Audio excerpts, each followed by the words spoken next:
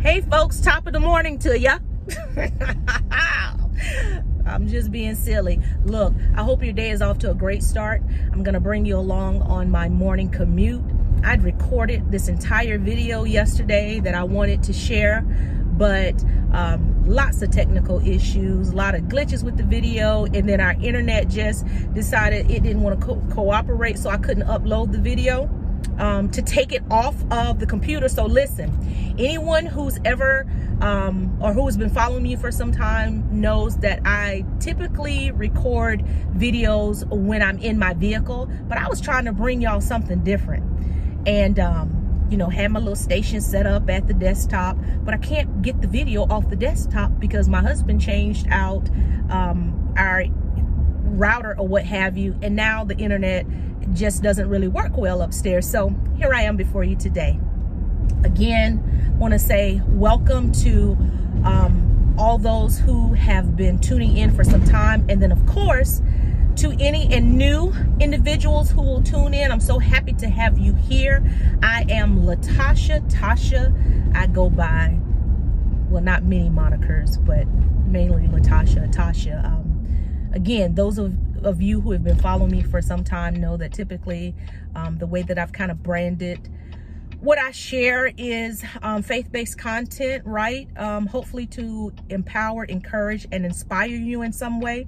Typically using lessons that I've learned on this journey of life, my life experiences, just of being myself as a wife, a mother, a daughter, a friend, a sister, all of the multiple roles that I inhabit. And so I typically will share, just like I said, lessons that I've learned along the way that I believe could be beneficial, because I always say it like this, right? I'm unique, but I'm not unique. We're all unique, but not unique. Like, we're unique in the sense that we are individuals, but we are all living life, and we all have experiences that shape us or impact us in a certain way. And the uniqueness is that we experience those things through the vessel known as myself, known as you.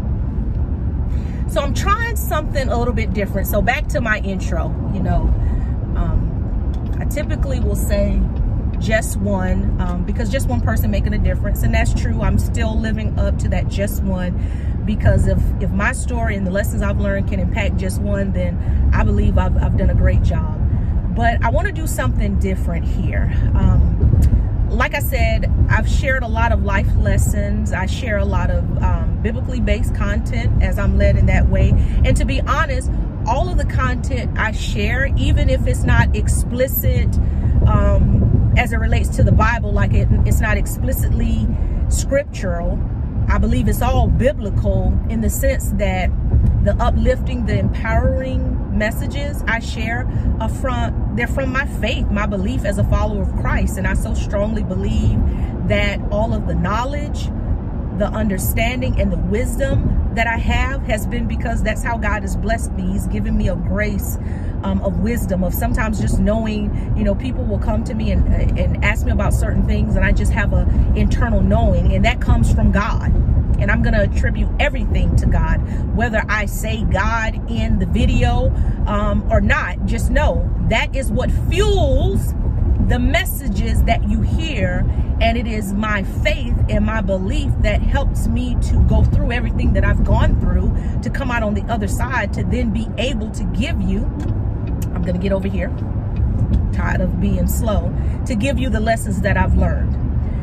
Well, a few years ago, I attempted to start a podcast. Y'all, I literally recorded one episode and then I kind of transitioned. I've consistently done or uploaded videos to YouTube. I started this channel, I want to say 2014 time frame, 2013 time frame, and I would share here and there, but it's probably only been within the last 2 to 3 years that I've shared content consistently. And so it's not necessarily a relaunch of the podcast. It's just a continuation, but from a different vantage point or a different angle.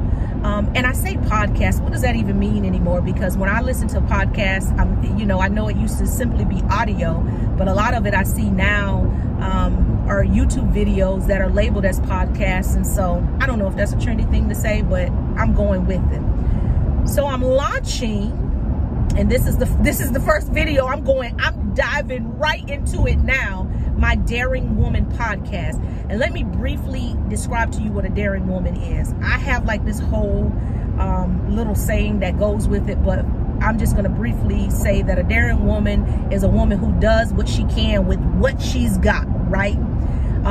She shows up, sometimes even when she doesn't want to. She's ever evolving. She's understanding, what works for her, what doesn't. And sometimes even in the showing up, she has to do it, even if she's not feeling all that confident and she's feeling full of fear. But again, she's working with what she's got. She's changing with the tides.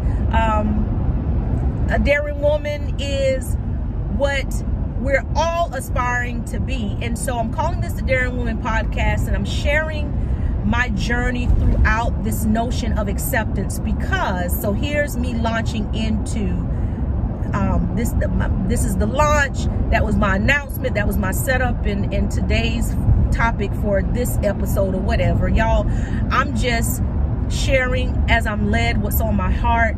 My why really is to get a message of inspiration and encouragement and empowerment out, so that others will hopefully, through my story, through my lessons, be able to rise above some of life's difficulty and circumstances, knowing that you're not alone in the challenges and the struggles that you face, and not really knowing sometimes what to do or how to do.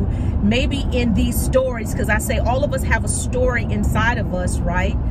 That's living on the inside of us, that could definitely bless another person if we're willing to share. And that's simply what I'm doing. So this is not going to be polished. This is not going to be perfect.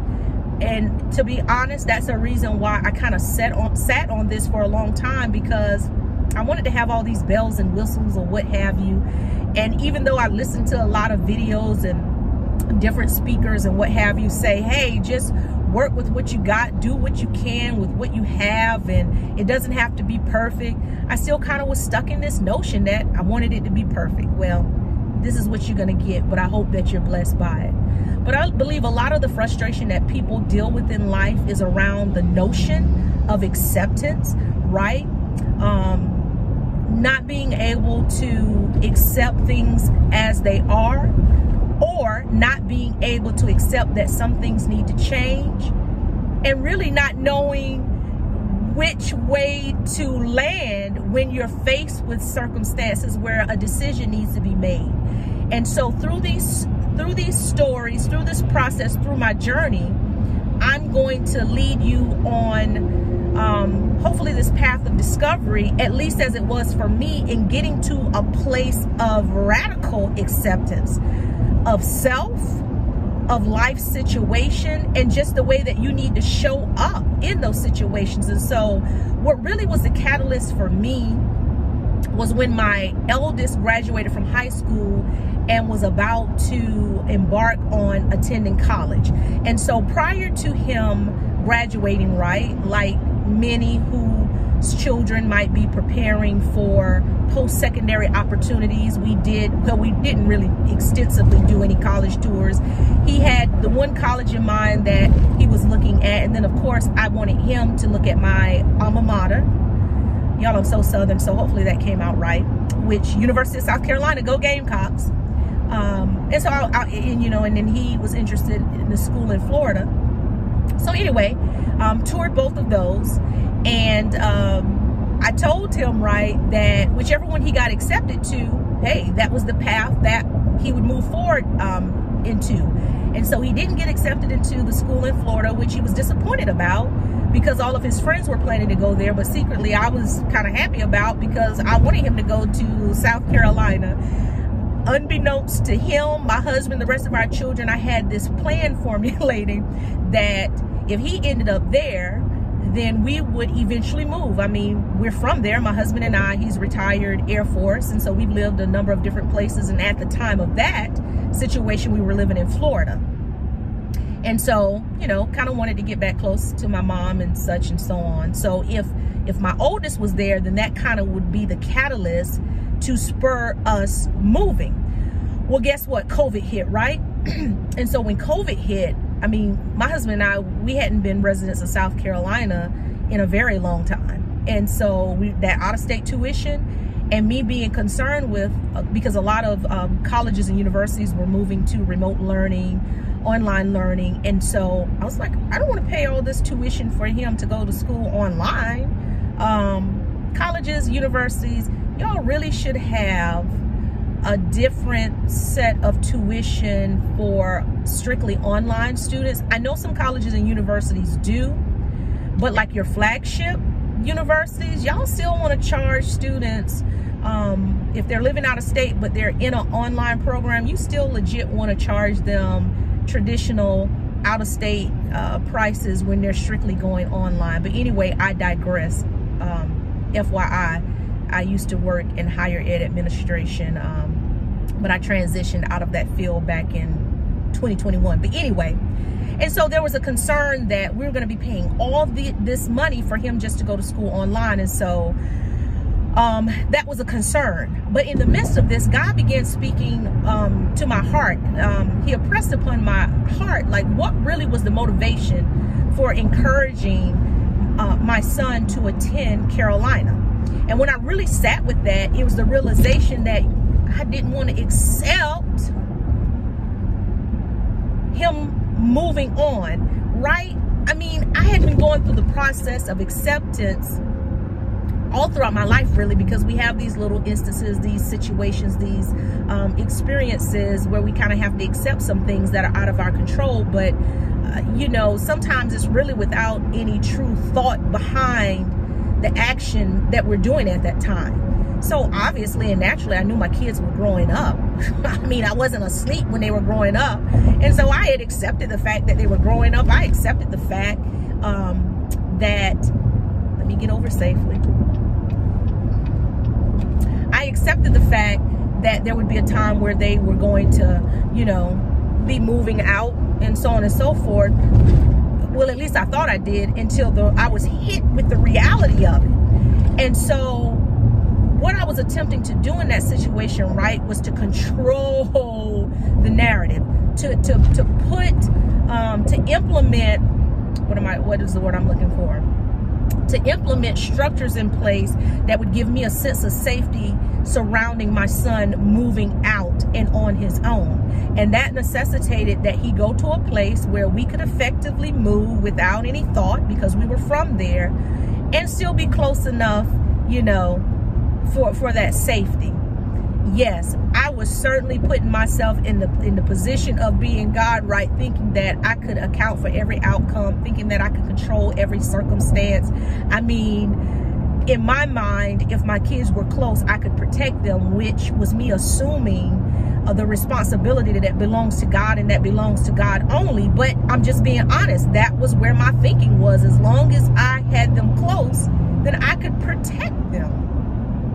And so I had this come to Jesus moment about how I was essentially setting my child up, and then subsequently his siblings who would follow, to be responsible for my well-being and my peace of mind. Really robbing them of their agency, the freedom of their independent life. Just like I had an independent life, I was able to grow up and explore and come into my being. But I was in danger of robbing them of that because of my desire to keep them close in a certain way. And I remember thinking, wow, I don't want to do that. You know, I had the grace and the space to grow and come into my own, and my children are deserving of just that. And I'm just going to be honest with you, my kids would have and would still to this day do anything that I suggested. And I'm not talking about blind obedience. I mean, they were kids growing up, so they were disobedient. They weren't perfect. But when it came to listening to their mom, in terms of me attempting to guide and counsel them towards what I believe was the best path, they would absolutely do exactly as I said. And so I realized that power, and that I couldn't use it to make myself comfortable, because if I die tomorrow, what have I done but handicapped my children because I couldn't accept that they were independent of me. And that really was the catalyst that spurred this whole, me really focusing on acceptance of not just that situation, but many, many, many more. And so when I had that revelation, I went to my son and I said, hey, what is it that you really want? Like, where do you really want to go? I asked him, where do you really want to go? And he told me it was the school in Florida where he wasn't accepted. And he side note, he should have been accepted because he met test requirements, GPA, and the only thing that we could make heads or tails of was that it was a COVID year, and they kind of put a cap on the number of students, and a lot of students decided to remain in state. And so when he told me that's where he really wanted to go, I said, okay, we'll make it happen. And I was working in higher ed at the time, so we made it happen. And he ultimately went there. It was hard. I have to be honest, it was hard. I remember having a conversation with my husband and saying to him, I was like, man, I wasn't ready for him to go. I said, I'm not okay. And he was like, but you knew this day was coming. And I was like, yes, but I'm still not ready. But that's the daring woman, right? I did what needed to be done, even though it was a hard thing to do.